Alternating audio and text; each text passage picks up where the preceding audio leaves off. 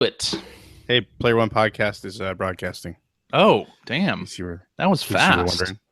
That was real fast. YouTube notifications on point. It's never late. YouTube. Alrighty. Let's do a little clap. Like we usually do. Get those fingers ready. All right. 3, 2, 1. Boom! Shakalaka. We did it. We did it. Right. Yeah. Hello and welcome to episode 522 of the Player One Podcast for Tuesday, November 8th, or as we like to call it here, Freedom Day. I'm your host, Chris Johnston. Yeah, Freedom Day. Freedom from, we're a day away from being free of election news, right? That is true. Right. Okay. Yeah. Well, I don't know. I mean, you've got the lawsuits coming after that, so. Well, yeah, I'm sure it'll drag on in its own way.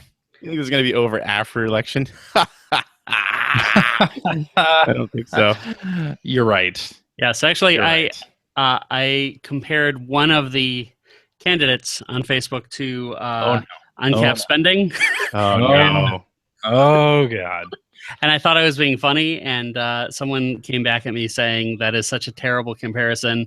You're going way over the top. Yeah, microtransactions are definitely not that bad. So on and so forth. Wow. Well, all right. Ethan, I've never heard you accused of going way over the top.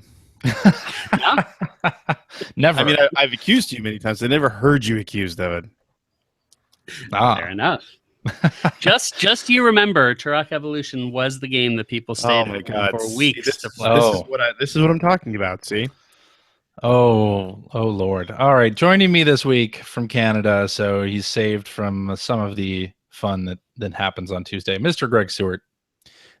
Hi. The world, it's not just you guys. I mean, your election is important to the entire world. So, no, I'm not going to be saved. I'll be sitting in a dark room in a corner, rocking back and forth. Huddled. Yeah. Yeah. I see. And I mean, the worst part is of course, I'm even further east than you are. That's true. So, I mean, I'm going to go to bed and not have a clue who's going to win. You're going to wake up to some kind of future. I just look out the window in the morning and see if it's just like a barren wasteland, and I'll know who won. You and the rest of Canada will forget about it the second the NES Classic comes out. I wish. End of the week. Which we're going to wait an extra day for. By the way, Mr. Ethan Einhorn, hello. You're here as well. Yes, yeah, good to be back, guys, and had a good and fruitful weekend of Vita shopping. However, what was interesting was, and if you're watching this, you can see this, but I'll describe it for people listening. I live very, very close to Sony headquarters, and one of the nice things about that is the GameStop there has lots and lots of brand new games that come in with holes punched in the UPC on the back, which means that it probably was a game that was given to a tester for free and they decided to trade it in. And suddenly you're getting games that usually cost $39.99 for $26. Not a bad deal. Sure. Yeah. So, I stocked which games up. are those, by the way? Like which? I stocked up on. Are they hard to find Vita exclusives? They are.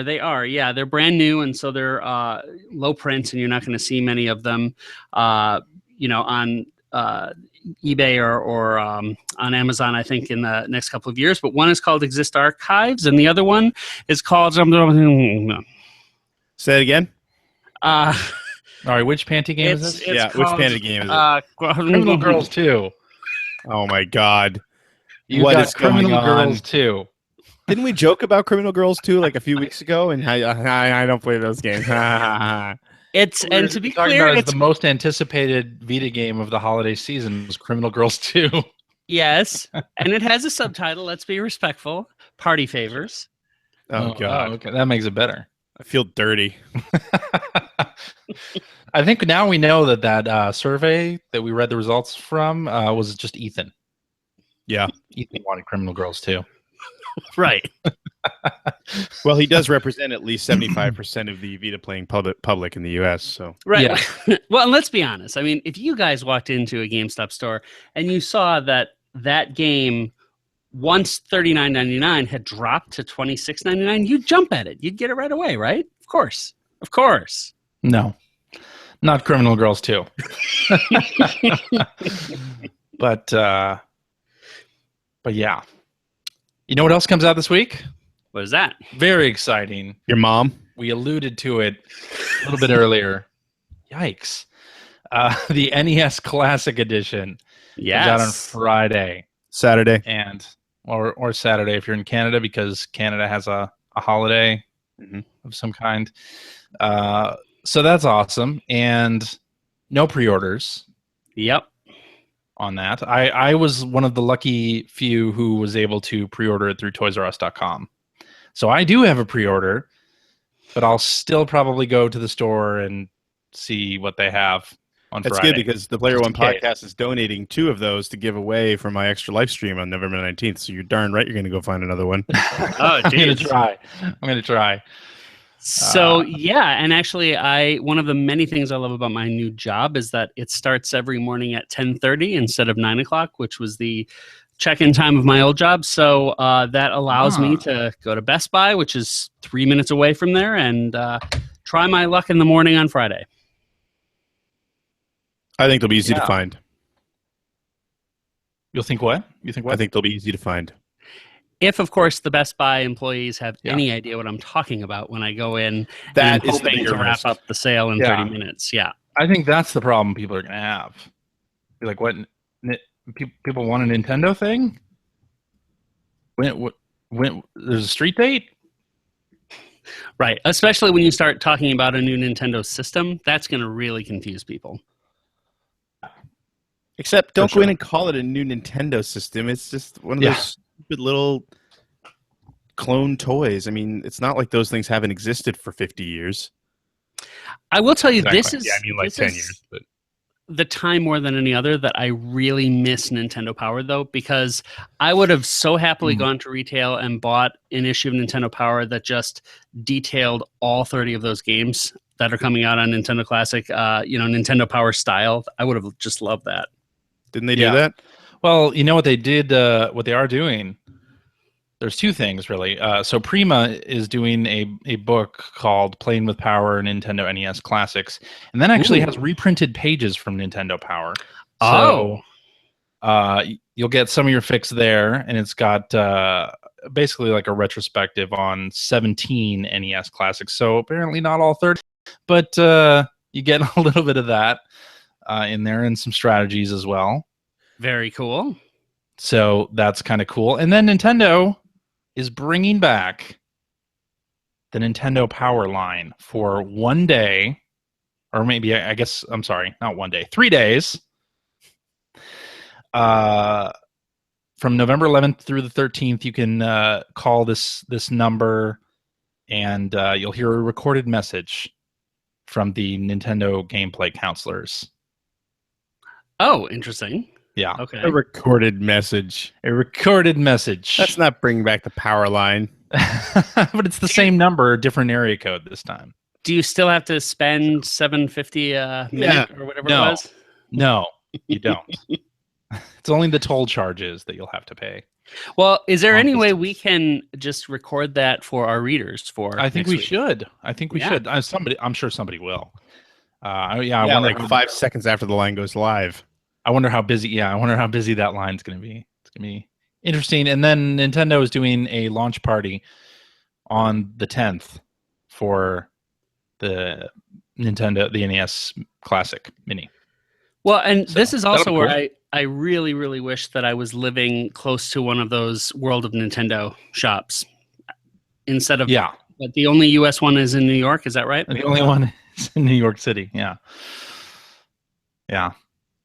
But I'm excited about the NES Classic Edition. I watched a bunch of hands-on videos that hit last week as the press got theirs, and I'm excited about it. I'll set it up on the TV back there, and we'll play. It's a good thing it's so close.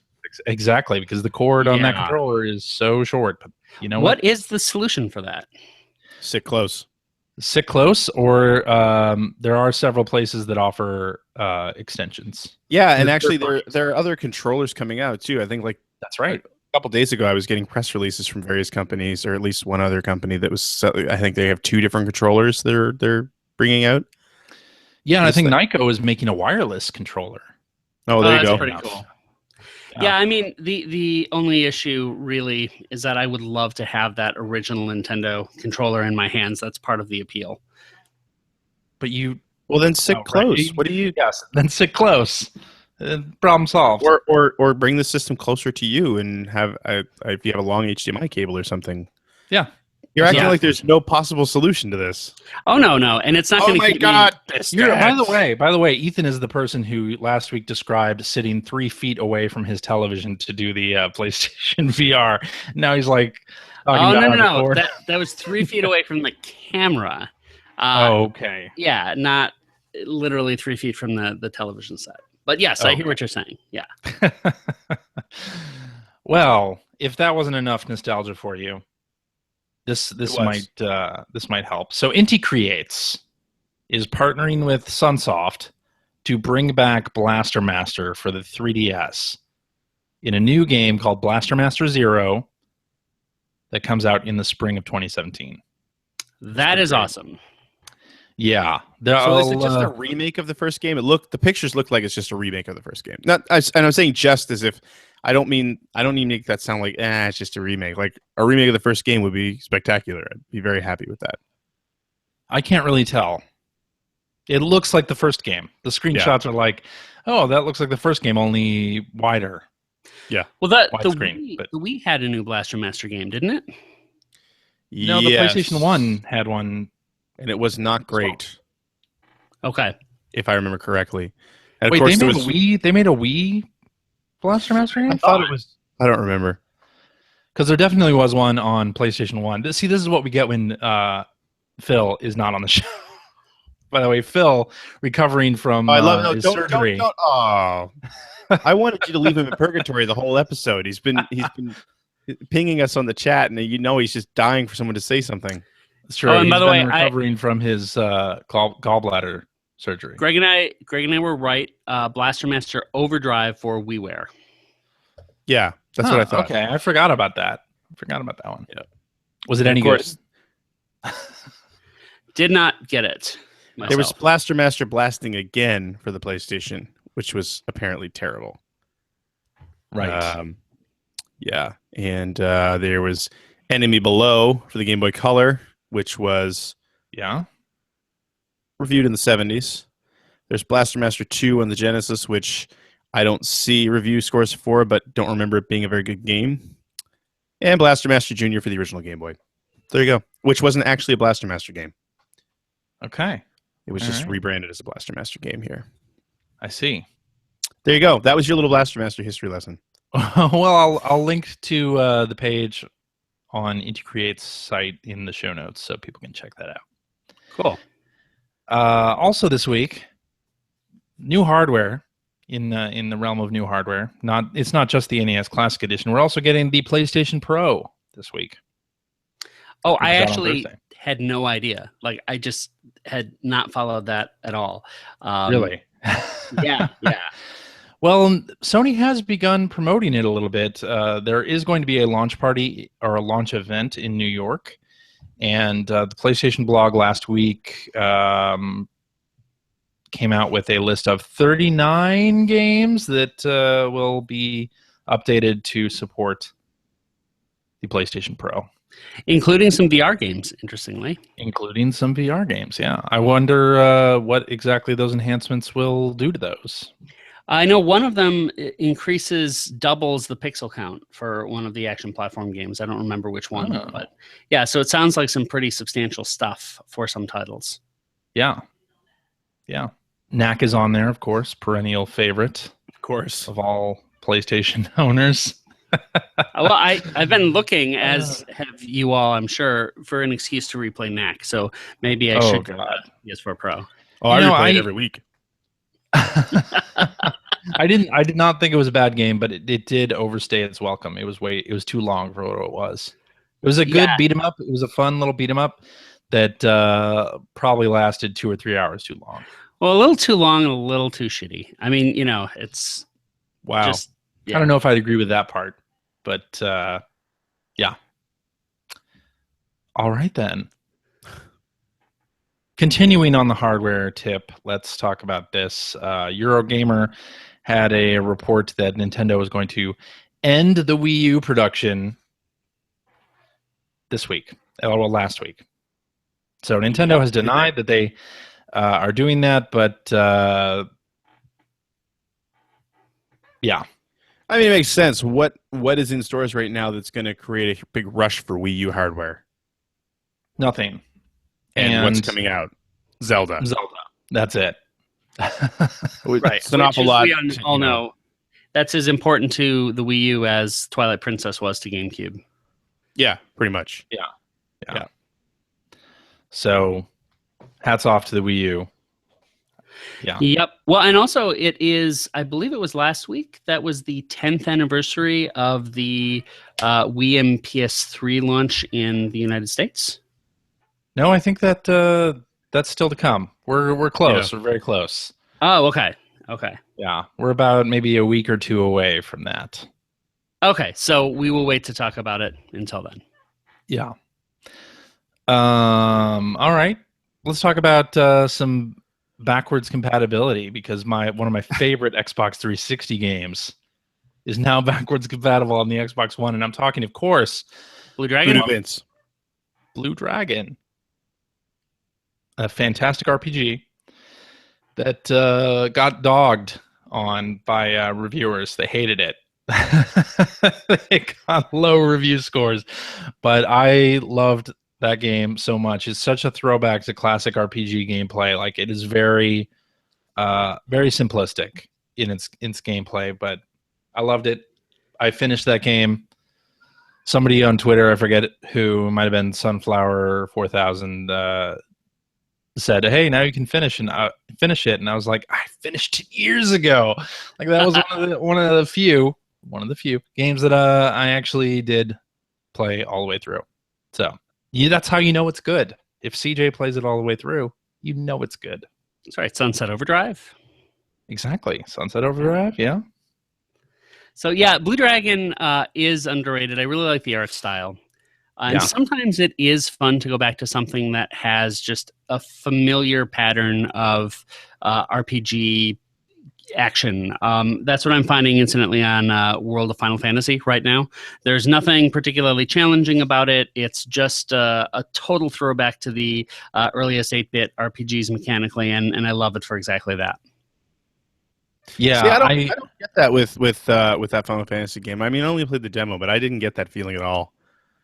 Oh, well, I mean, outside of just kind of borderline cosmetic issues like stacking animals on top of you instead of collecting weapons. But that's not really cosmetic, right? I mean, World of Final Fantasy gameplay sounds more like a Pokemon game where you are, equipping two monsters on top of you or whatever, but it's still like, it's not just the old school Final Fantasy battle mechanic. There is a layer of complexity. Yeah, there's a modest layer, but it's definitely not Pokemon. And the other thing is remember, you can even go into just the straight up classic ATB model. So it's set up. Yeah, but it still doesn't get rid of the whole like unstack thing. It's not right. No, I know, but what I'm saying is that on a moment-to-moment level, that doesn't actually have a massive impact on the way it is played, and it gives you an experience that is much more like a old school RPG even than something like Bravely Default. That's at least my feeling when I've been playing it this week. But you know what it doesn't have? It doesn't have the sweet, sweet music that Blue Dragon had. That is true. Yeah. Including the battle music, which fans of the podcast will recall Mr. Phil Theobald singing into the microphone. Well, I'm going to take a quick look and see how much Blue Dragon is at GameStop right now. I don't think it's I don't know. I don't think it's cheap anymore. It was cheap at one time. $12.99 pre-owned. Yes. Well, the digital copy is not cheap. Right, anymore. And there is in fact one at my closest store, so I may end up picking that up. fantastic game, highly recommended. At $12.99, I mean, I disagree with that's everything CJ said. You don't like it? It wasn't special. Exactly. That is not. You're missing the point here. I get the point. You're absolutely right. It is not special. That's what makes it so good. Okay. Yeah. You liked it more than Lost Odyssey? Yes. I never played Lost Odyssey. Lost Odyssey, I didn't like. Okay. Yeah. Well, it does represent something really interesting, just in terms of Microsoft really trying its darndest to court the Japanese audience and failing, but still getting top talent on board, because that was Sakaguchi, wasn't it? Yeah. And Toriyama as well, It was right? Mistwalker. It was a Mistwalker game. Uematsu doing the music. Yeah. Oh, right. Yeah. So yeah, it was a bunch of heavy hitters, and I think what people when Blue Dragon first started getting shown, people are like, "Oh, this is the Xbox's Final Fantasy," and then they held it to that standard when Blue Dragon was really like a very simplistic RPG with a more like a classic shonen Japanese comics story on top of it. So yeah. So didn't go over well. Arguably, the biggest fan I can think of the Final Fantasy series is still Shane Bettenhausen. So, do you remember back then what his thoughts were on Blue Dragon, given the pedigree? I don't. No. This was long after I was gone from EGM. Okay. So I have no idea. All right. Let's talk about this. Don't know if you saw journalist Danny O'Dwyer he left GameSpot. He was with GameSpot, did a lot of great stuff, a lot of great video content for GameSpot, including a great documentary series on Overwatch. Mm-hmm. And he left GameSpot and started a Patreon to do video game documentaries under the name NoClip. And the first of those is now available on YouTube, and it's the story of Rocket League. It's a 2-part video, and I highly recommend everybody check that out because, first of all, Danny does a fantastic job on these, and I can't wait to see what else he's going to cover. But Rocket League, to me, is one of the most interesting stories out there because of because of its lifespan. When it was released on the PS3 as supersonic rocket-powered battle cars. Released on the PS3 is, oh my god, why name it this? Exactly, and they go into that in the video. And then, when Rocket League came out, it kind of, hit in a big way. But the concept had been out for years.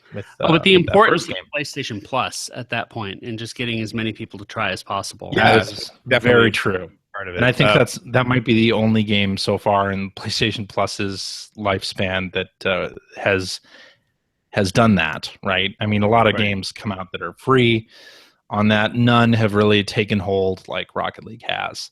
So it's interesting him coming from GameSpot, because at the same time, Jeremy Dunham, who when we were growing up in the industry was over at IGN for many years, running the PS2 part of the coverage. He is a VP now over there, and prior to that, he was working at Zipper, and he was there when they closed down. He did all the level design for Unit 13 and stuff. So he was like right time, right place, but great talent to help push that along as well. You mean he's at Psyonix?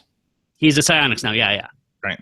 Okay. I mean, they're an interesting company. I know that I haven't watched this documentary yet, but I know we were talking about this at work the other day because they gave a really good talk at a GDC, I think it's last year, about sort of the history of Rocket League. And I mean, you got to love that company, they've spent a long time contributing to bigger games. Yeah. While they were making their own stuff. And then, of course, Rocket League hit it big. But it is really cool when you consider it's sort of an awesome evolution of an idea to the point where it became a mass market success. So I really want to and since they have, I think, a very user-friendly service-based type model, that's a game that will continue to drive revenue for them for a long time, and they can build off of. And like Riot, they don't even necessarily have to make another game if they don't want to. Right. Yeah. 22 million users play Rocket League.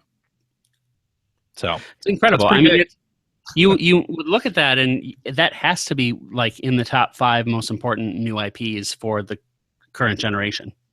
Absolutely, yeah. Anyway, fantastic video series. Check it out, and give to Danny's Patreon if you like what you see. He's doing a lot of great stuff. So, should we move to what we've been playing? Sure. Why not? Let's do that. I do want to bring up Animal Crossing Welcome Amiibo here at the start, because I don't know if you saw.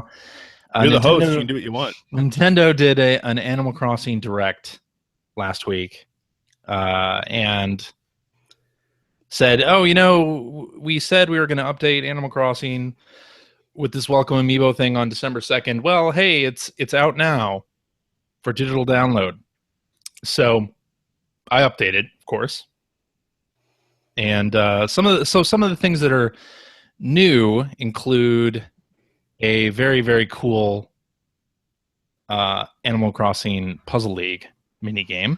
I've heard about that. Oh, yeah. God. And I'm not sure if you're aware, but catnip to CJ.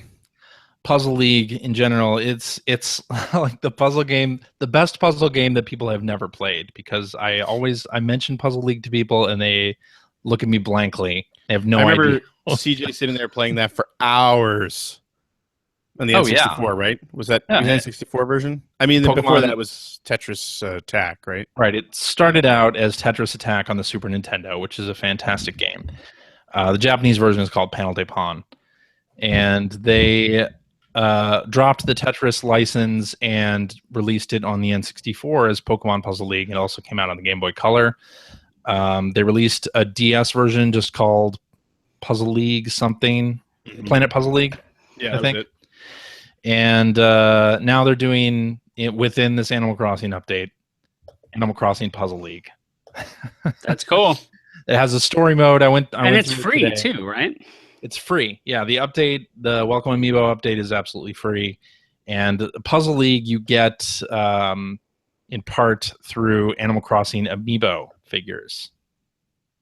So this whole update is kind of built around Amiibo figures, and you have to find this character that will embody the spirit of different Amiibo.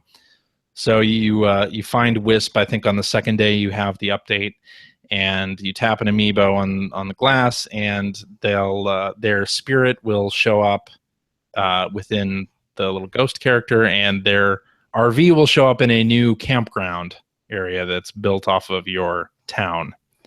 That's kind of cute. Yeah. It is.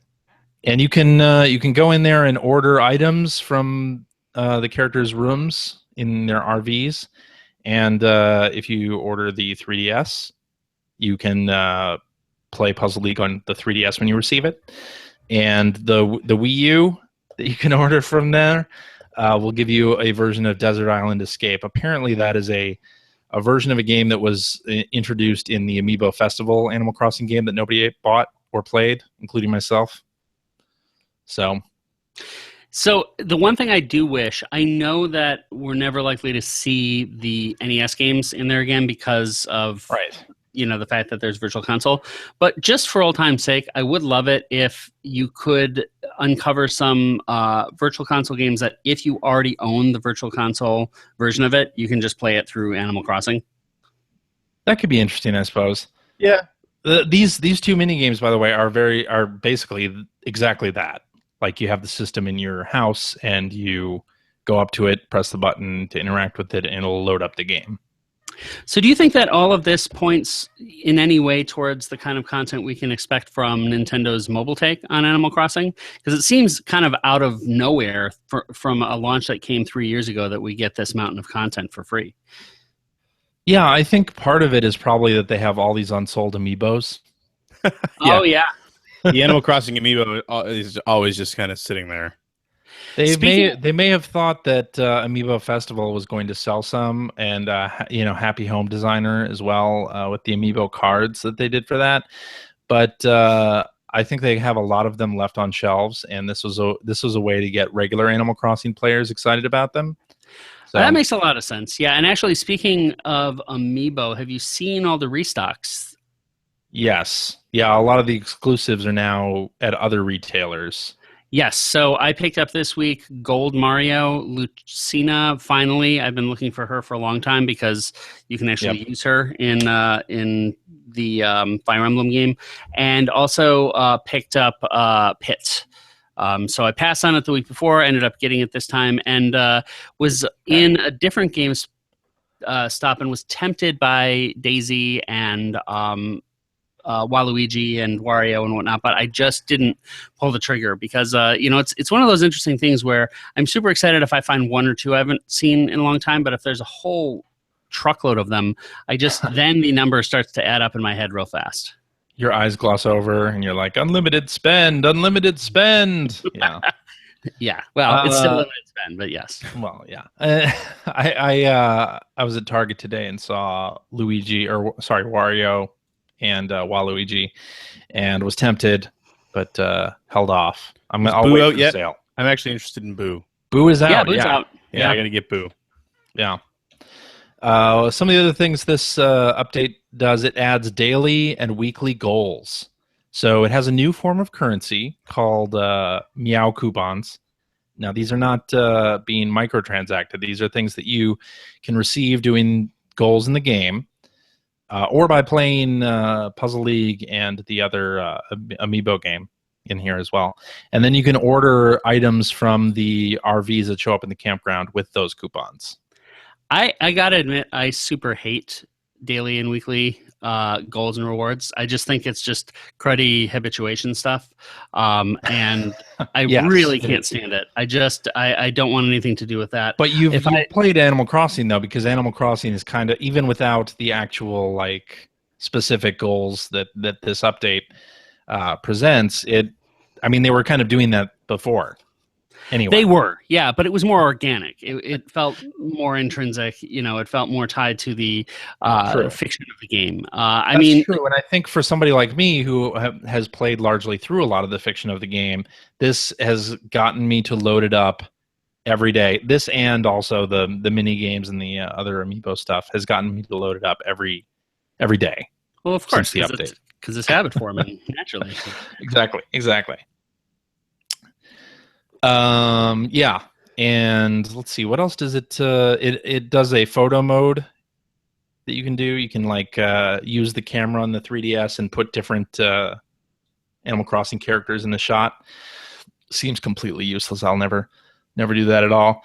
But you can also like order all of, or a lot of the items that were introduced in Happy Home Designer that are not in regular Animal Crossing, you can order for your house now, which is fantastic. And there is a linkage now between your Happy Home Designer save and your Animal Crossing save. Not that I have played Happy Home Designer at all, but I think it's a nice little. It's like we're in the future. Nice. Yeah, it's like we're in the future. They should have done this update at least a year. I was thinking, the fact that the other day it just hit me that the fact that the what's that new thing called, the Switch? Yeah. Is both portable and a home console. We'll finally get a home console version of Animal Crossing again. Yep. Thank God. We did on the Wii, but yeah, you're right. Oh yeah, that is true. Well, and again, that thing can't. Hopefully, we get a good home version of Animal Crossing. How about that? Yep. I agree. With that. That thing cannot come soon enough, because today I was in the typical situation where the kids had the TV. Even if the TV wasn't in use, I had the kids around, so I couldn't play Call of Duty, in the house. And so I switched over to remote play on my PC, and it just was just a little too framey, and it just wasn't quite good enough. And it's like, I just want that Switch experience so that I can just have a perfect version of it. Speaking as a father of 3 children looking down the barrel of Christmas, I can wait for the Switch to come.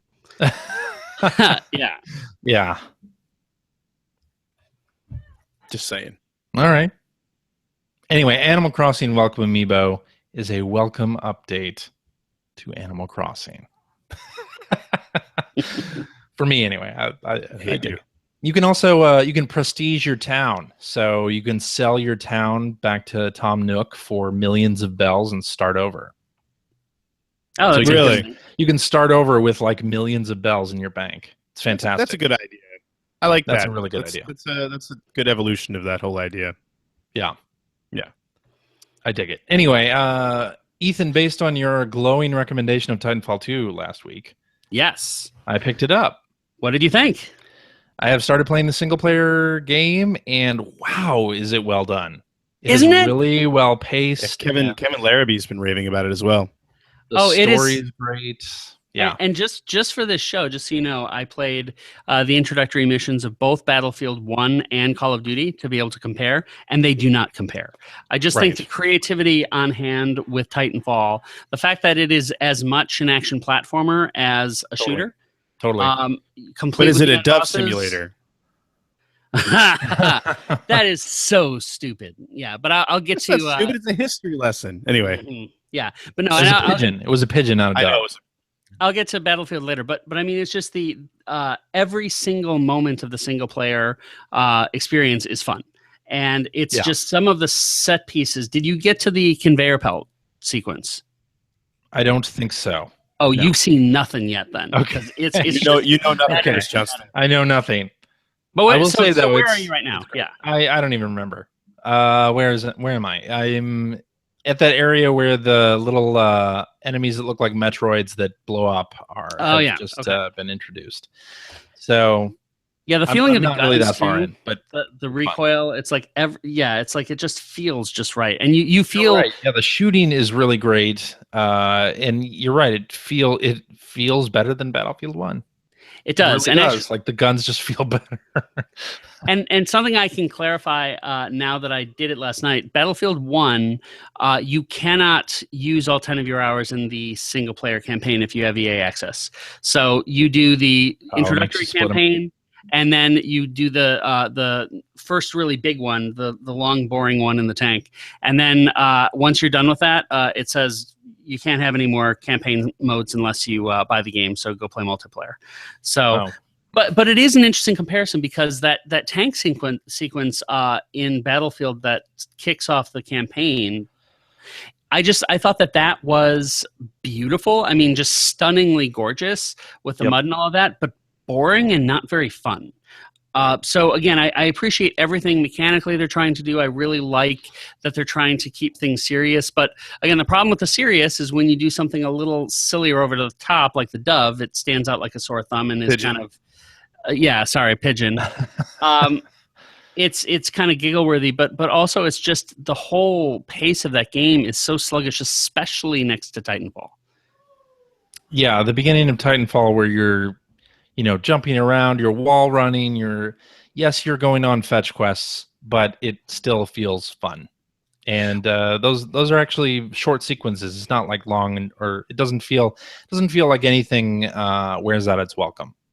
Well, and the thing is you compare it also to Call of Duty, and Call of Duty's in space, as you know, right? And you have these kind of sci-fi scenarios, but Titanfall is still way better in the campaign department because the Call of Duty feel is still so dude bro. It's like Call of Duty's had that problem for a long time now.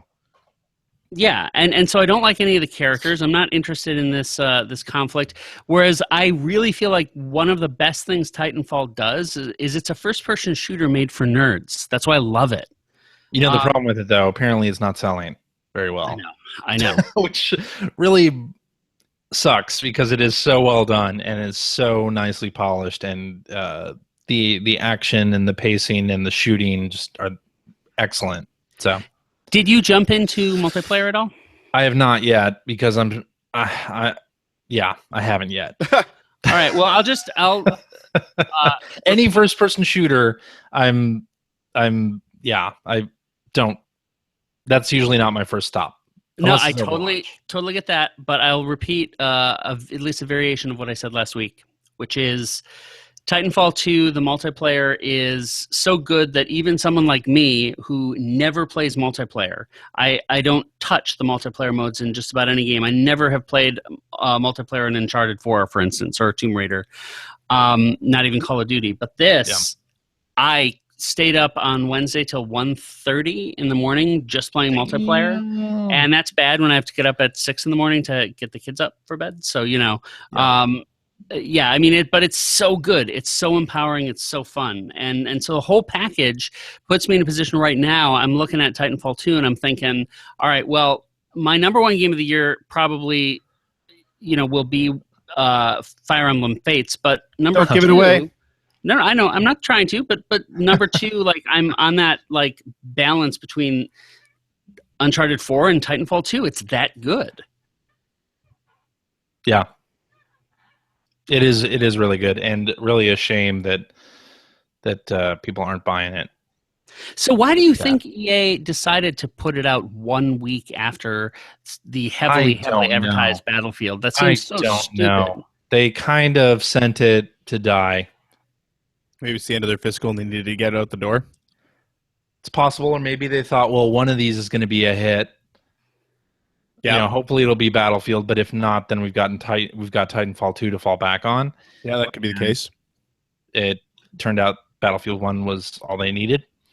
I mean, for the incredible risk that they take on those games with the budgets that they have, it's not like you're going to sit on it. Yeah, and I guess Respawn is working on a Star Wars game, so this isn't going to be the last thing that we see from Respawn. I hope it's not the last Titanfall we see, because that would really suck.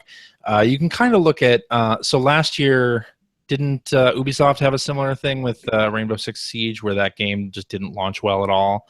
But if you looked at their financials, like that, the game and the audience has grown quite a bit since its launch. So it kind of turned from being a lackluster launch to being a having a long tail, or at least a long life when it comes to revenue. But there's a difference. The difference there is microtransactions in Rainbow Six that are not in Titanfall.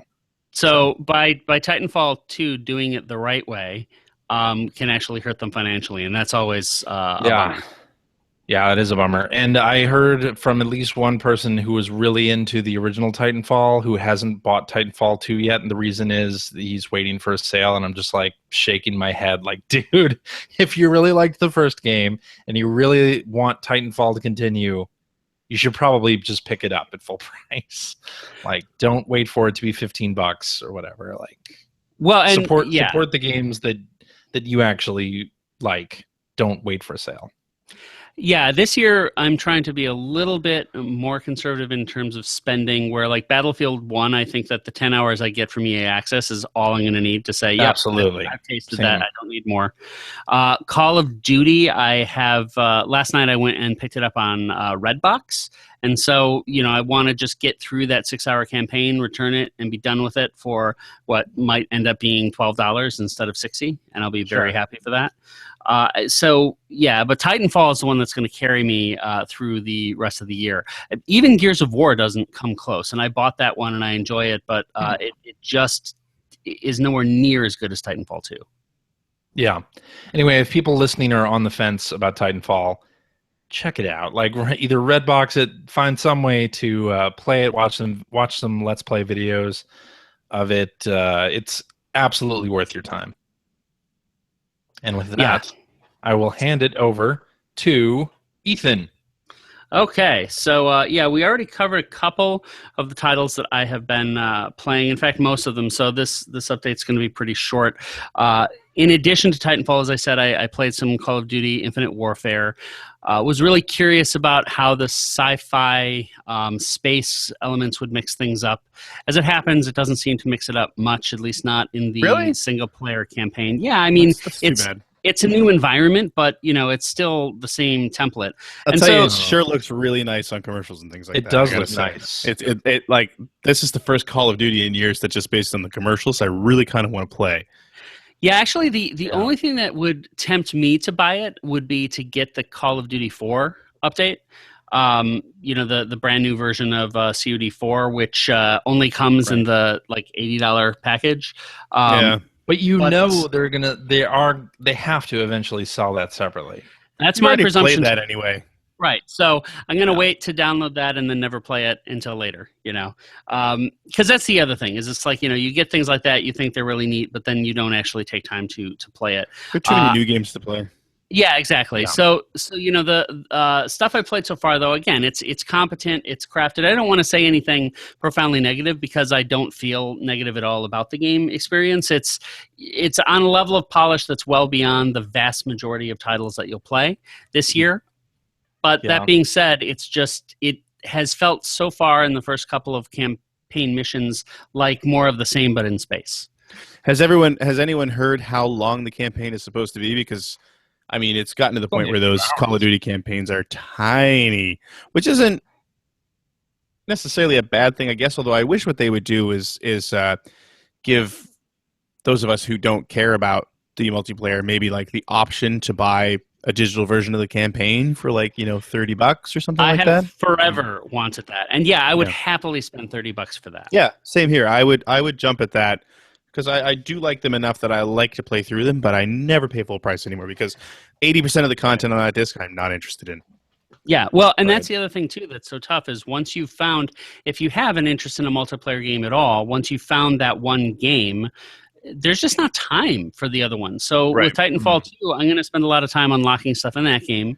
But even if I owned Call of Duty versus getting from Redbox, I would always have to be making the choice of do I want to unlock more stuff in Titanfall 2 or play this new game? And I'd rather just go down the path of the game that I'm getting better at, Yeah. Mm-hmm. So, yeah. That's probably why Titanfall 2 is not doing too well.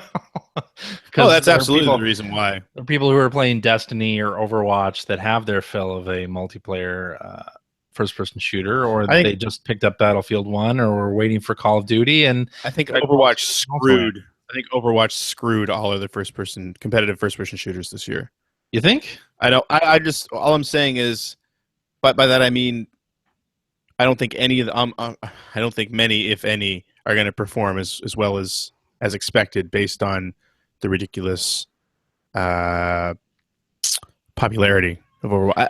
I just don't think people expected Overwatch to be as big as it ended up being. Although it's not surprising, but I don't think it was expected. No, I think that's a really fair point. And maybe the reason I'm getting so into Titanfall's multiplayer is simply that, I skipped Overwatch because I didn't like the gacha box stuff in it. And, Gears of War 4, I just never jumped into the multiplayer. I just ended up going into the single player. So this is literally the first FPS this year that I've really put some time into it. Right. But if that first game of the year was Overwatch for you and they've done a really great job of updating it, then, yeah. Are you still playing? Are you still playing Overwatch, CJ? I haven't played in a while. No, I need to get back into it. But they had that Halloween event that I didn't go back for. But I'm sure I will go back and play some. I will be making some time this week to play Plants vs. Zombies Garden Warfare 2 since that is now free for EA Access. Oh, it is, huh? It's supposed to be quite good too. It is good. It's really good. Definitely worth playing. So making that has time a little bit of a single player bent to it as well. It's not that robust, but it's still a fun little thing. I still find the multiplayer in that to be really fun. Yeah.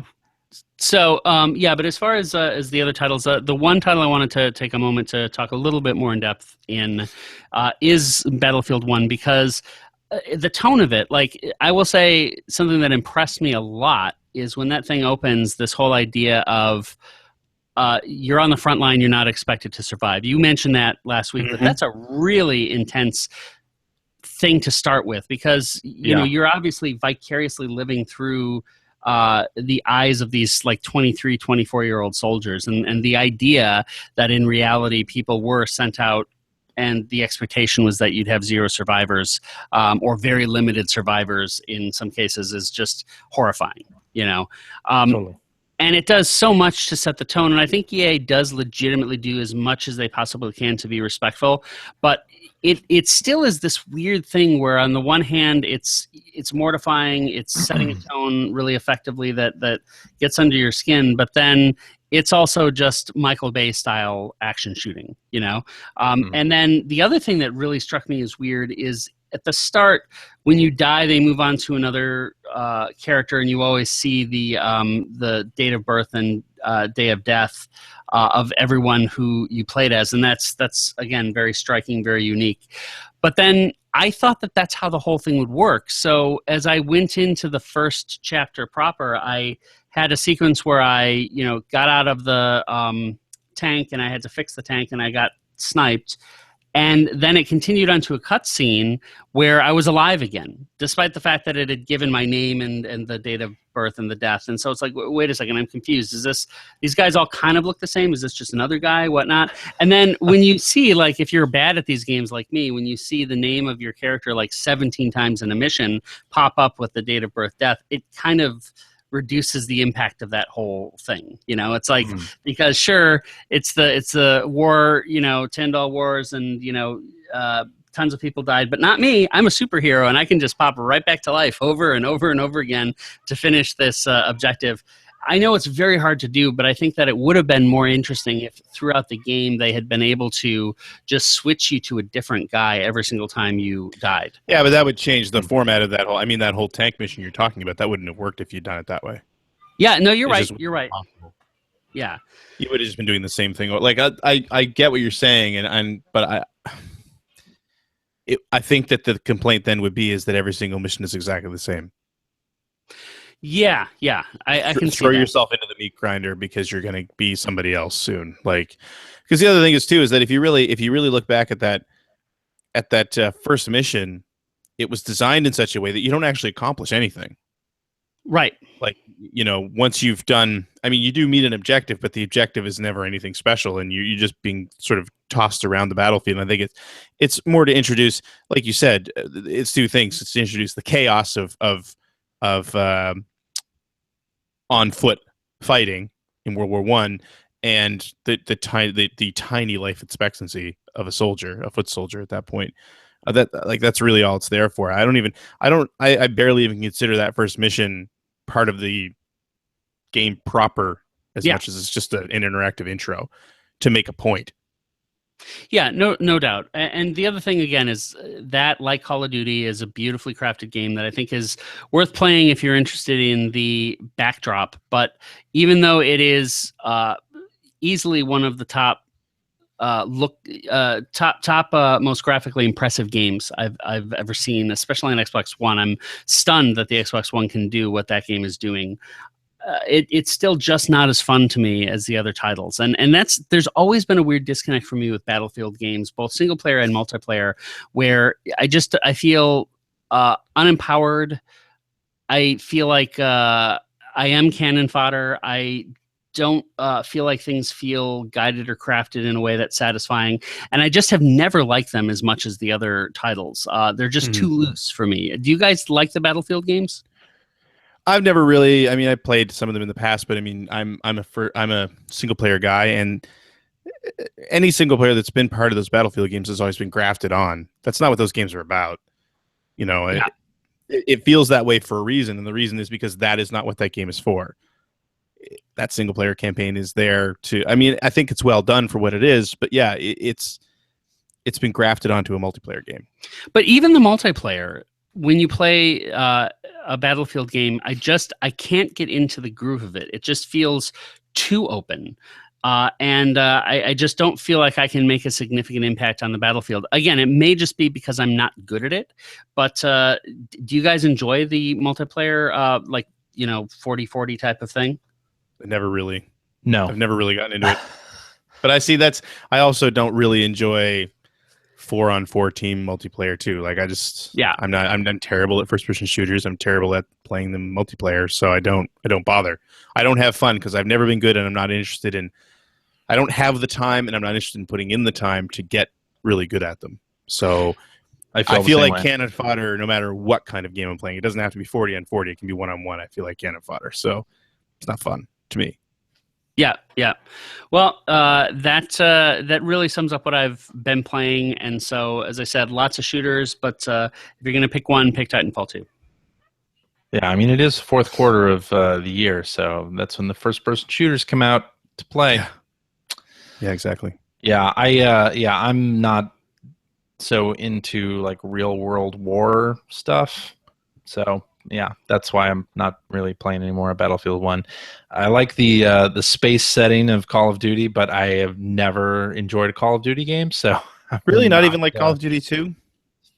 No, not really. Man, Not really. I had that game, but didn't really like it all that much. So Yeah, 2 and 4 was more my speed. I remember kind of secretly I liked Perfect Dark Zero more than Call of Duty 2 just because I like the backdrop and characters. No, that's not. That opinion crazy. is just you know what? wrong. If you're not going to take this seriously. Hey, I know I have Che Chow on my back. So yeah, whatever. I don't know.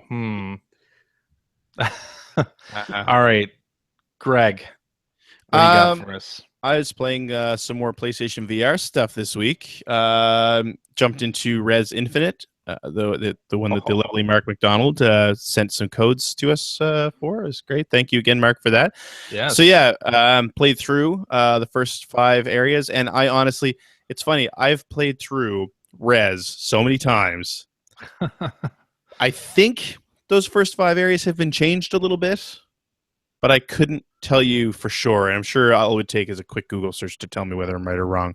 But I mean, it's Res, and it's fantastic. It's always been fantastic. It's always been a great game. It's one of my favorite games ever. Playing it in VR just works. It's great to be able to just, look at your targets and lock on. I don't know that it makes me any better or worse at the game. I assume it's making me a little bit better at the game because I don't have to wrestle with a controller trying to control a reticle. Yeah. However, once you finish those 5 levels, you unlock Area X, which I know Ethan has played as well. That, my friends, is absolutely stunning. The visuals in Area X are just like, I wasn't ready for them. And the best way I can describe it is that this is what Res would look like if it wasn't a remake of a game from 2001. If it was something that was actually created for these systems. Well, awesome. And what's interesting is my wife, this is the first time she's really commented when I had a helmet on, because of the fact that you're using your head to target enemies. She said that it looked like I was on crystal meth when I was playing the game because my head was just dodging around like a crazy person. And she said it was uncomfortable to watch from the outside. Interesting. But but it is a game that I end up playing just about every night because it puts me into this kind of relaxed mode. It's super fun. Like a trance, maybe? Yeah, exactly. So Area X is it's all new music. Again, it's got a graphical overhaul. It actually controls differently as well. You've actually got free range of motion. You can speed up flying forward, you can fly backwards, and you actually control the direction you're flying in full I don't know, 360 degrees, I guess. I don't know what you call it in 3D space. Wow. Huh. So like if you turn this way, you are flying that way. And the bosses that you fight in there are actually like there's one boss that just has, it's like a sphere with a bunch of tentacles that have targets at the end that become active at a certain point in the fight. And I mean, you need to turn and fly to those things. It's not on rails. So then with that, the reticle actually has indicators on it. So it'll show you like, if there's a red quadrant, then it's telling you that there's something, if it's in the bottom right, there's something in that portion of the level that's about to attack you, basically. But yeah, then the visuals, man, like the amount of particles that are flying around. You feel like you're underwater is the best way I can describe it. It feels like the entire thing takes place underwater because there's so much volume to the area you're in. Because of the intense amount of particles they use for absolutely everything and the way everything moves, it feels like you're underwater. But yeah, I mean, just what an incredible experience. I was just floored. I mean, I enjoyed it, like I say, because Res is one of my favorite games, and I just enjoyed playing it. But when I got to Area X, I was just amazed by it. Stuart, did you end up picking up Thumper? No, that will be the next one I pick up. I remember I told you a couple weeks back that I'm trying to avoid falling into the trap of, that's only $20 and spending like $300 on PSVR stuff. That game is so worth it, though. I ended up picking it up, and I usually follow up my regular routine of Res with Round of Thumper. Yeah, and I mean I've played that demo multiple times, and that's one of the go-to demos for anybody that comes over and tries out the PSVR is Thumper. That'll be the next one that I grab for sure. But yeah, Res Infinite. Wow. And hey, got to see the credits scroll, and there's Mark McDonald's name in the producer role. It's pretty cool. Congratulations to Mark on that. Yeah, that's very cool. Yeah. The other games that I've been playing this week. So most people, well, maybe not most people. Most people listen to this probably should know this because I've been doing Extra Life for 6 years now. This was officially the Extra Life marathon weekend. I didn't do my game marathon this weekend because I was actually at a sci-fi / comic convention here in Halifax called HalCon, where I joined the Extra Life Halifax Guild in running a play area on their gaming floor all weekend that we actually streamed from. Awesome. Where we were playing board games and video games with a big group of amazing people. Raised a little bit of money for the IWK, which was fantastic. Played some board games that haven't come out yet, which was really cool. Actually had one of the creators in with a couple of new games that he had made that we got to interview and sitting down and play today. So that was cool. Did some D&D stuff as well. But I did play a couple games this weekend because of that I had completely overlooked and had loads of fun with. And the first one is Tippy Towers. Has anyone played this? Not familiar with this. No. You need to check this out. So this was on PS4. I'm sure it's on everything under the sun. Yeah. I don't know who makes it. Maybe it's not Tippy Towers. Maybe it's... Yeah, anyway, I think it's called Tippy Towers. And it's basically Tetris. It uses the same blocks as Tetris. And the idea, well, there's a few different game modes, but it's a multiplayer game, and the whole idea is to basically build up your tower. And of course, there's physics involved, so the tower gets very wobbly the taller it gets, and it can lean to the left or right and fall apart. Okay. But there's different game modes. Like there's a race mode where you have to get to a certain height first, then your tower has to be able to sort of sit at that height for 3 seconds without falling over. There's a puzzle mode where you have to keep your tower under a certain height, but use as many blocks as possible to get there. There's a survival mode where you are all given the same amount of blocks and you have to build your tower, and you're only allowed to drop 3 of them. If more than 3 fall off, you lose. But just an amazing little multiplayer game that we couldn't put down. We played a ton of it this weekend, and it's so much fun. It's up to 4 players.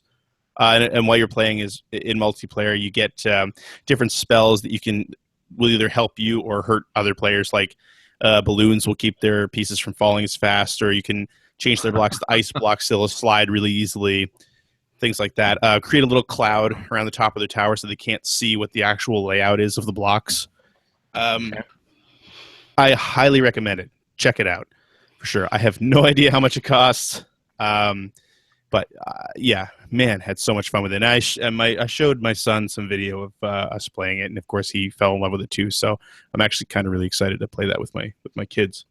Awesome. And that is the big challenge for games like that, isn't it? That like you've just given a great viral recommendation that hopefully people will pick up on. But if a game doesn't get that and they don't get the front page of the PlayStation Network store, you never see it. I had never heard of that game. Neither had I. And I think what's funny is actually a buddy of mine, Ryan Bossman, who's the guy he helps me out a ton on my Extra Life stream. He did his Extra Life stream for Sick Kids Hospital in Toronto this weekend. And I think he raised a little over $4,000. So congratulations, Ryan, on that. I think that's his best year so far. I happened to tune into his stream last night, and he had Tippy Towers, and the next game I'm going to talk about on his list as well. So, but I've always been terrible at following stuff like that. I never paid attention to stuff like QWOP or Mount Your Friends or anything like that, right? But the group that I happen to be sitting with this week, they play all those games, and it's great couch co-op stuff. So Tricky Towers is the name of the game. Tricky Towers is the name of it. I'm sorry. Tippy Towers I think that's a kid's toy. I think you're right. Yeah. Trippy Towers? Tricky Towers. Tricky Towers. Tricky. So check out Tricky Towers. Even just watch a video of it. If you're even remotely interested in couch co-op, and if you've ever played Tetris, you'll probably fall in love with it just watching a video of it. Another game that we played was another 4-player game called Overcooked, which I'm assuming from the fact that neither of you reacted to that means you've never played this either. I've not played it. I've watched a lot of videos on it and heard that it is an amazing couch co-op game. But I've not pulled the trigger on it because other than getting my daughter to maybe play, I wouldn't be playing it co-op so much. Right. So, right. And she's maybe a little bit too. Oh, she's not quite into that yet. That's the thing. I really liked this, but I don't know if I'd play it with my kids because I could see them getting really frustrated with it. And that's not to say it's a bad game, but just that it could be super frustrating. So the idea is it's like an overhead game, and it's up to 4 players, and you get these food orders. You're working in restaurants, ostensibly. Yeah. You get these different food orders, and like if it's hamburger, let's say, you need to you'll get like an order that says, okay, so I want a hamburger with lettuce and tomato and go, basically. So you'll have these little areas that dole out the different food that you need. So you can run over and get the steak or the meat, and you go and you cook it. And you can't let it burn, or else the kitchen starts to catch on fire, and you have to grab the fire extinguisher and put the fire out. You have to cook it. You have to cook it to the right level, and then you have to take that out, chop it up, get a plate, put a bun on a plate, put a burger on a plate, put the lettuce on the plate, and then take the plate to the conveyor belt to serve it. And eventually the plates will come back, and you have to wash them as well. But you do this all at a very strict time limit. And, of course, when you have 4 people, if you don't self-organize, it's just absolute chaos. Sure. Or if you're creating soup or something, you have to put certain amounts of ingredients into the pot, and you have to cook it to the perfect doneness, I guess. And then they add more chaos to it where, like if you're on a boat, let's say there's one level that's on a boat, and eventually the boat will tip, so half the tables will slide over, effectively cutting off parts of the kitchen. So you need to have people in both parts, and you basically change your job because of that. Or you're in another one where there's an earthquake that happens, so half the kitchen actually moves up and back down again. There's lots of little things like that. Again, just super fun. And going back to watching Ryan's stream, I only watched them play this a little while, but watching them, they self-organized really well, and there were 4 of them playing, and they just had, okay, we need 3 tomatoes in this soup. So somebody would grab the 3 tomatoes, put it on the counter. Somebody else would pick that up, chop it up, take it over to the soup. Someone else was watching the soup and washing dishes, and they were all really working really well. Where then you go back to what we did at HalCon this weekend, where I think half of us had never even played it, and it was just chaos. We're tripping over each other. We're doing like half the kitchen is on fire, not cooking enough meat. Burgers are going out with no meat in them, things like that. But again, super easy to pick up and play. Loads of fun. Great. Another great little game. Okay. And then the last thing that I actually tried out for the first time this weekend, and this was again due to Ryan's stream, was Jackbox, the Jackbox collection party pack. Yes. Yeah. Which my Xbox just turned on. My Kinect just turned on. It's ready to party. So this is from the people who made, well, among other things, what I mostly know them for is You Don't Know Jack, the You Don't Know Jack series. But I had no idea. I'd heard of this before, but I had no idea that it uses mobile devices as multiplayer. Oh, yep. Right. So cool. So I was watching, it was great because it made it, everybody was, participating. So on Ryan's stream, they were playing, the one that I played was Trivia Murder Party, where it's just a straight trivia game, but the way you lose is that, if you get a question wrong, you sort of fight for your life. And if you lose at that little mini game, then you're murdered. And whoever's still alive at the end wins. And yeah, it was great. We were all playing. I was playing along on my desktop. People with him were playing along on their mobile devices.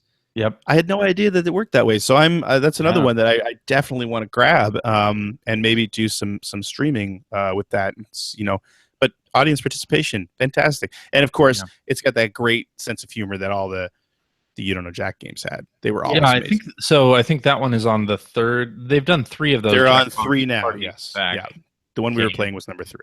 And they've been on sale, or they go on sale every now and again, and I think I have 2 of them. And I played a couple of the games in there, and yeah, they are super fun and totally streamable. Like a couple of them, they want you to have like 100 people playing. I don't know about that, but it's interesting for sure. You can stream it and have people who are watching you, play the game with you, which is awesome through their mobile device. Yeah. Anyway, that was I came home from HalCon last night, and I just sort of checked in on his stream to see how he was doing, and just happened to notice they were playing this, and just such a cool idea. Yeah, totally. So get the type of games that I don't usually pay attention to, and I feel like I discovered 3 really, really cool games this weekend that I had not really watched before. So if I can just remember the proper names of them, that'd be great. Tricky Towers. Jackbox Party Pack. Yes. And that's what I've been playing. All right, well, let's do some tweets. Sure. What do you think about that? All right, Hacker Alias Beard the Movie says, what gaming mispronunciation stuck with you till this day? I never say Buzzy Beetle. Instead, I say Busy Beetle. Well, there's always like the Legend of Cage. I was going to say exactly that, yes. And Ninja Gaiden. Which inexplicably, kids in my junior high school insisted that Legend of Kage, which they would call Legend of Cage, was in some way a follow-up to Legend of Zelda. Yes. I heard that too. Before. Yeah. We used to get, when I was working in the rental store, we used to get people mispronouncing Resident Evil a lot. And the one I always heard was Residential Evil.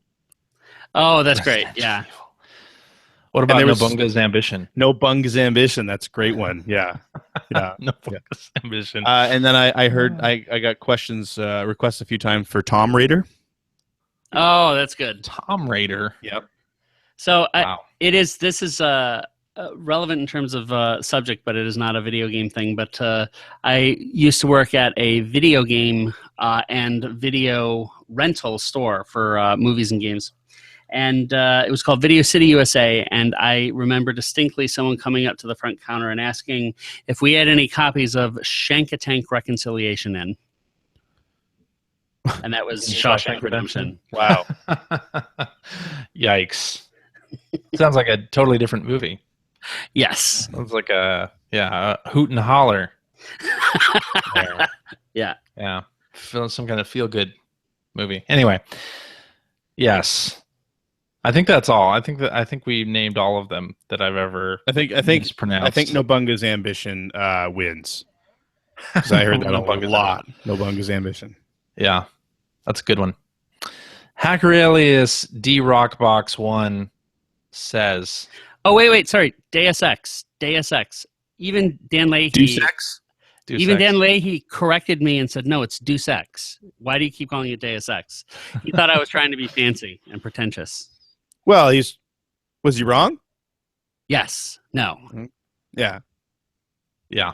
Just because you're right doesn't mean you weren't trying to be fancy and pretentious.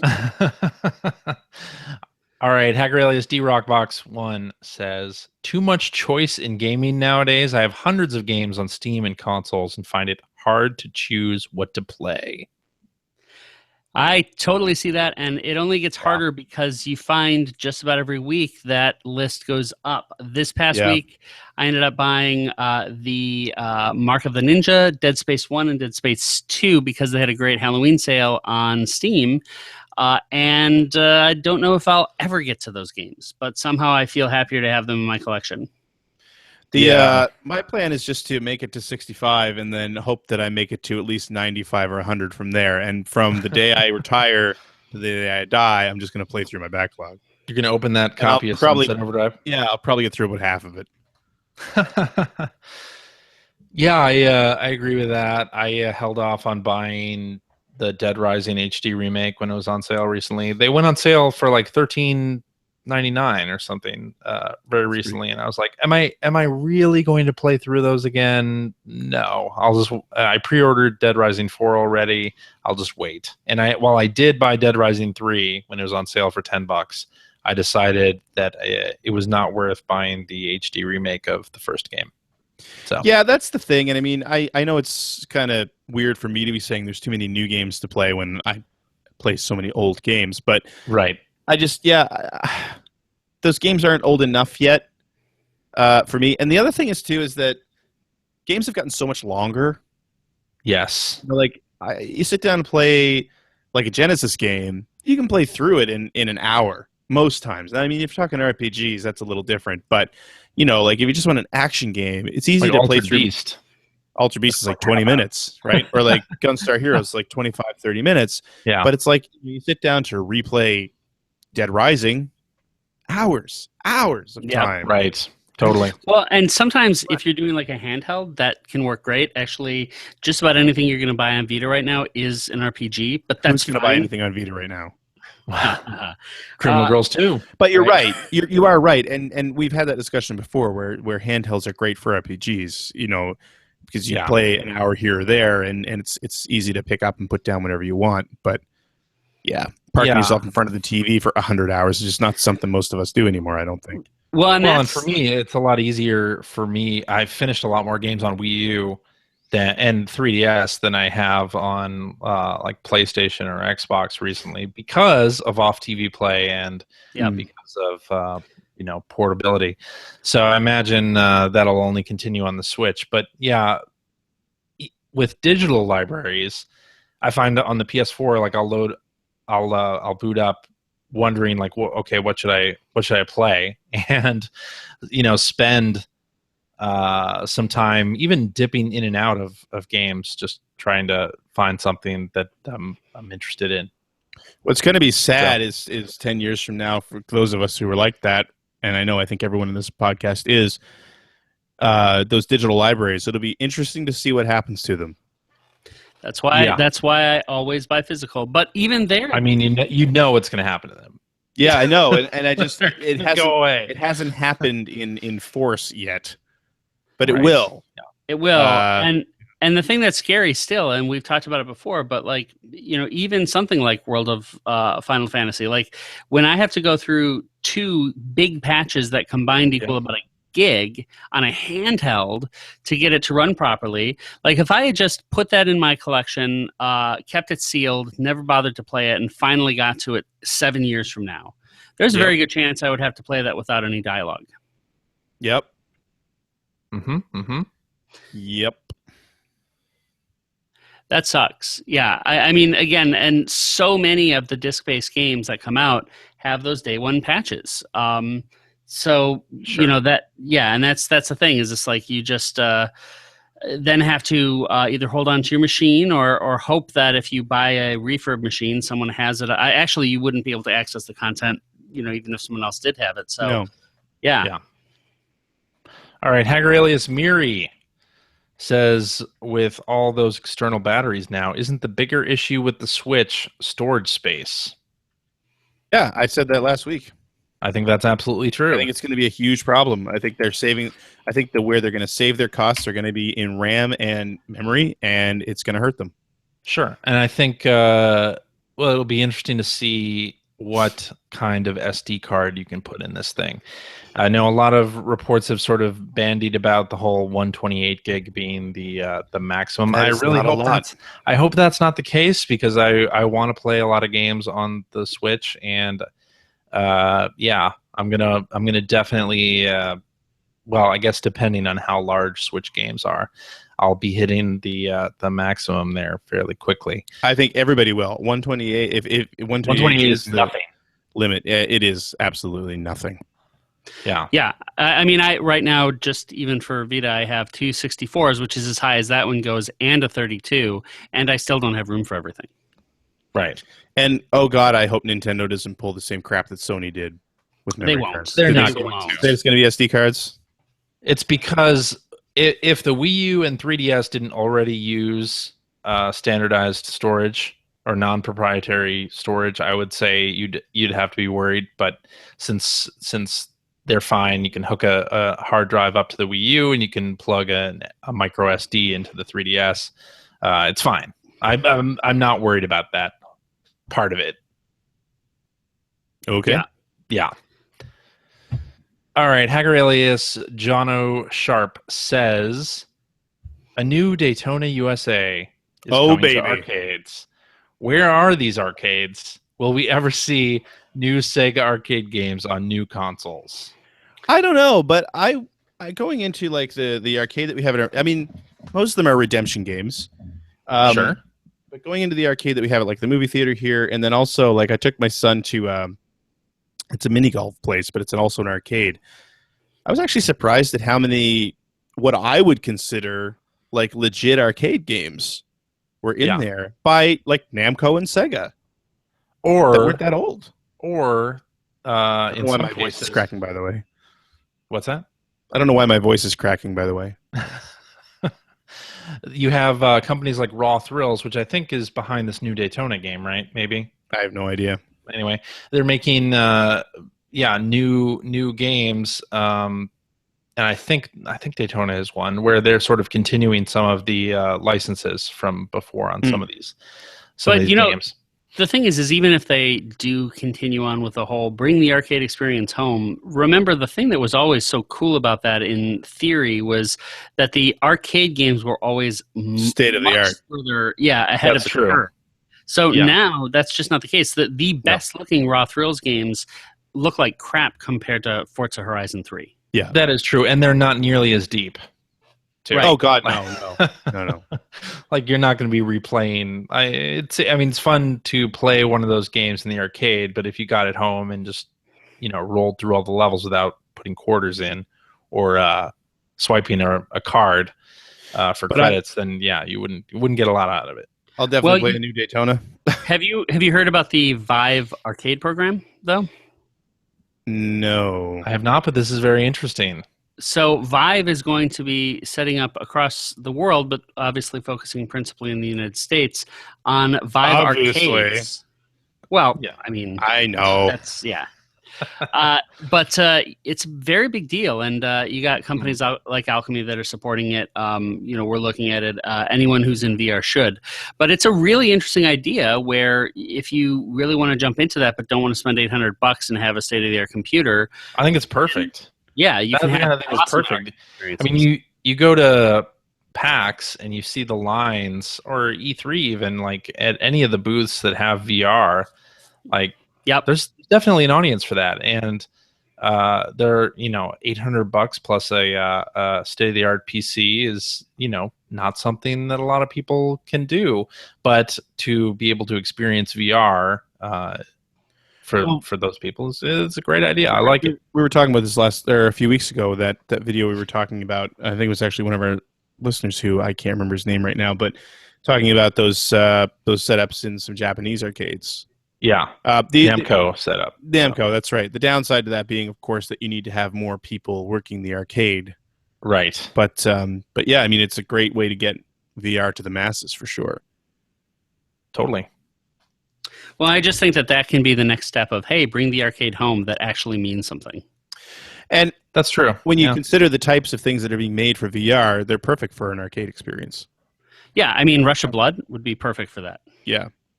Yeah, totally. All right, Hacker alias Danjuko says, with SNK dropping Playmore and going back to their roots, which franchise would you like to see a new title from? Oh, Metal Slug. Oh, yeah. Metal Slug, of course. I mean, we're coming up on the year 2020. Where's my Super Baseball? Oh, God, I love Super Baseball 2020. What's funny is, for me, it's none of the fighting games, because I remember I remember Samurai Showdown 2 getting Game of the Year from EGM, but I just don't care about any of those characters. Well, I loved the King of Fighters series, but the King of Fighters series has been going forever. I mean, and it's still going. Yeah, so it's not really an old franchise. Although, I don't know what the current form of it is at this point. But I would love to see them go back to some of their I'd love to see another King of the Monsters or that was a great game, or some of their side-scrolling beat 'em ups. Yep. Yeah. But you probably won't see that stuff. Sengoku 3. Go ahead and make that. That'd be fun. I play it. Card Fighters Clash. Make another one of those. Mm-hmm. It would probably be a free-to-play game on mobile. Yeah. More than likely. All right. Let's wrap up with this one. Let's do Hacker Alias Ron P. says Blaster Master Zero announced for early 2017 on 3DS. Is Anticipation Zero next? God. Why would you? That doesn't even make any sense. But what I like about this tweet is not just the Blaster Master part, or the Anticipation Zero part, but it could get you thinking. Okay, what other NES games would you want brought back for a new game, basically with the NES graphics? Do we have anything? I want Wizards and Warriors to come back. Wizards and Warriors. Who owns that anyway? I don't know. I assume that it was. I don't even know if it was auctioned off. Whoever owns Acclaim's old licenses, I doubt that was something that was auctioned off separately. Yeah, give me another. I mean, RC it was a rare game. I don't know if they might still have the rights. Maybe. I don't know. I'll take a new RC Pro-Am. Oh man, that would be sweet. Let's do that. Yeah. We're stuck in rare here, though. We're just repeating a bunch of rare games here. That's right. We are. Love to see another Battletoads. One that's one that's playable. Yeah, that'd be good. I don't know. You could go through the NES library and there'd be tons of stuff there. I mean, yeah, I loved Blaster Master. Sure. What about Legend of Kage? I never played or a side-scrolling Ninja Gaiden game. I have Legend of Kage was one of the games that my brother and I got on the original NES. I think the day we got an NES, we got Super Mario Brothers and Legend of Kage, which I called Legend of Cage at the time. Well, who didn't? Yeah. Well, yeah. So I liked that game. It was fun. Can I before you start your outro, can I plug Extra Life? Go to it. Of course, we plugged it at the beginning of the episode. Oh, that's true. But I'm going to do it again anyway because there's only 2 weeks left until my stream on November 19th. I still have 8 slots to fill on my schedule, my 24-hour schedule, playing actually I'm sorry, I have 7 now. Playing a bunch of NES games, playing some interesting stuff so far. I got like the Namco Star Wars game has been requested. Princess Tomato in the Salad Kingdom. Yeah, amazing. Right? Okay. Rainbow Islands, Euphoria from our own Greg Ford. Little Samson, which I'm really excited to play. That's actually from Ron P., the last tweet we just read. Mighty Final Fight. So there's some really good stuff in there. Please come and give if you can. That's on the 19th. That's on the 19th. Yeah, $30. You can buy one of those remaining hours and pick whatever NES/Famicom game you want to play. And I just want to call out again through the super generous donations of more people than I can list right now. I'm going to be giving away at least 50, actually closer to 60 game codes during my stream, which includes stuff from like Out of the Park Developments. Benjamin Rivers was super generous with some codes. So that, and then prizes. Going to be giving away some NES classic consoles if CJ can find them. Copies of Uncharted 4, a copy of Halo 5, a Dreamcast console bundle, a Sega Saturn console bundle, a Move controller kit. So if you want to go out and buy the PSVR, you'll have the Move controllers if you need them. So anyway, giving away lots of stuff. Thank you to everybody who's donated so far. Thank you to everybody who's donated prizes so far. It's a huge amount of stuff. I am about 43% from my goal. I'm sitting at about $2,400. I want to reach $5,500 this year. 2 weeks to go. I know we can do it.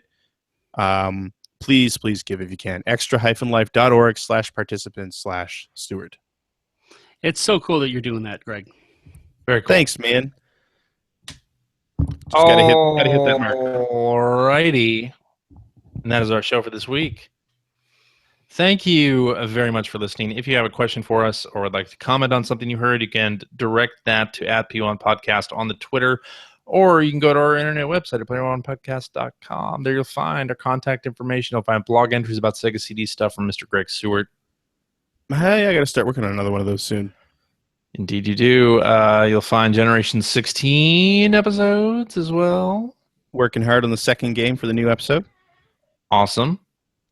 And you will find a message board where you can discuss this episode with us and our other listeners. If you would like to subscribe to the Player One Podcast, you can do so by going to playeronepodcast.com or by going to the iTunes Music Store. While you're at the iTunes Music Store, you can invest $1.99. Cheap. On the Player One Podcast app, gives you all 500 and what are we at now? 22, 522 episodes ready to stream to your listening device, as well as various ways to contact us. You can also go to the Android Amazon App Store and pay that same cheap price to buy the Android version of that app with all the same features. You can listen to us on Stitcher. You can watch us on YouTube every week live when we record the show, 8 p.m. Eastern, every Sunday night. YouTube.com/P1Podcast. You can find us on Facebook. You can check us out on Twitter at P1 Podcast, and lots of other places that are, social media-y. True. Most importantly, if you like what you've heard and you want to help us keep the lights on, keep the servers up and running, keep our wonderful website running with our great community, you can head to patreon.com/P1 Podcast and, throw a few bucks our way. CJ's got to go out and buy a whole bunch new of Animal Crossing amiibo. So, darn right. Yeah, I already have a bunch of them. Of course, because of course I bought the amiibo, even though I didn't have the amiibo festival game. Oh, you got to get that game, man! You got to get it. Really? No, not gonna do it. All right. CJ. Yes. Thank you for hosting this week. No problem there, Greg. And I just want to say, if you're listening to this on Tuesday and you've not gone to vote, go vote. Yes, go vote. It doesn't matter who you're voting for. for. Just please make your voice heard. It's election day in America.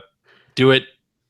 You'll feel good about it. And actually, you really should vote for it. No, I'm just kidding. I'm not going to say that. Whoever you're going to vote for, just do it. Right. Exactly. Ethan. Yes. Thank you for showing up this week and being our fourth chair. Our third chair. Third chair. Yes. And thank you. It was a lot of fun. Ethan has moved up in the count. Mm-hmm. Permanently, right? Wow. Sorry. Phil has officially fallen to fourth chair again. For a long time. Before we go to, I want to say thank you to my fellow Extra Life Halifax Guildies for all the hard work they put in this weekend, running that booth at the HalCon. I think it was super successful. I'm super proud of you guys, especially want to call out Austin Flaherty, who put the whole thing together and probably worked the hardest out of all of us. So thank you, Austin, for that.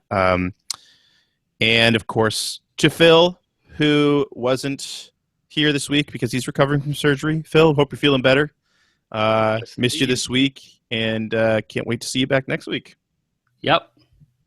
Where we'll probably be talking about the NES Classic Mini. Yes. Imagine. Doing some retro stuff. Doing some retro. Let's go through all 30 games one by one on the show. Hoping all four of us can actually find the darn thing. Yeah. Yeah. Hopefully Nintendo has made enough of them, but it's Nintendo, so of course they didn't. So we'll find out. Won't be a problem. It would be amazing if they actually did make enough. Won't be a problem. Well, we'll see. We'll see you all next week. Bye-bye. Bye-bye. Bye.